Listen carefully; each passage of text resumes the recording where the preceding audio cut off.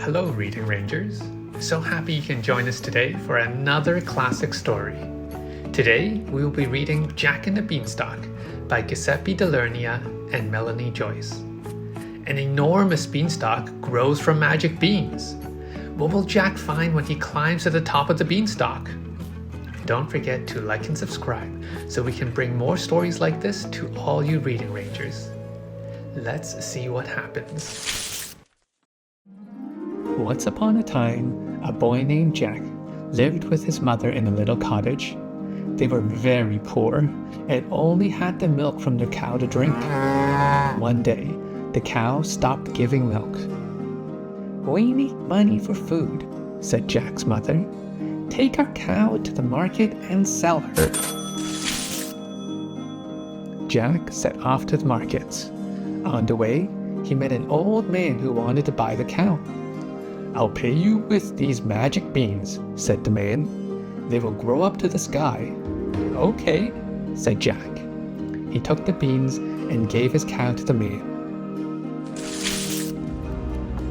When Jack's mother found out what he had done, she was very upset. "You sold our cow for a handful of beans?" she cried, flinging them out the window. That night, Jack fell asleep feeling very unhappy. Outside, rain fell on the enchanted beans. The next morning, Jack saw an enormous beanstalk had grown where the beans had fallen. Jack dashed outside. The towering beanstalk stretched up through the clouds. Where does it go? He wondered. Without giving a second thought, Jack started to climb the beanstalk.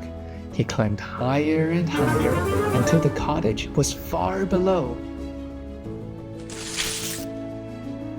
Above the clouds, Jack found a gigantic castle. He tiptoed into the dining room. "I wonder who lives here," he whispered. There, on a huge table, was a big bag of shiny gold coins. Suddenly, the ground began to shake. Jack heard heavy footsteps. Thump, thump, thump. Jack ran and hid. An enormous giant appeared. He twitched his nose and sniffed. "Fee, fi, fo, fum. I smell the blood of an Englishman. Be he alive or be he dead, I'll grind his bones to make my bread." The giant looked around, but he couldn't see Jack. He sat down and gobbled up his food. Soon, he fell fast asleep.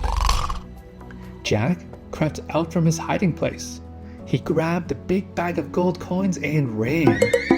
Before long, he was climbing back down the beanstalk. Jack and his mother were rich, but they spent too much and soon the gold coins ran out. So, Jack climbed back up the beanstalk to the castle. "Fee, fi, fo, fum. I smell the blood of an Englishman," said the giant as he stroked a hen that laid eggs of gold.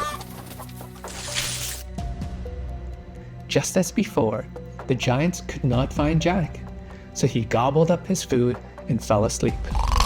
Jack grabbed a hen and climbed back down the beanstalk. The gold eggs made Jack and his mother rich again, but Jack wanted more. He climbed back up the beanstalk to the castle.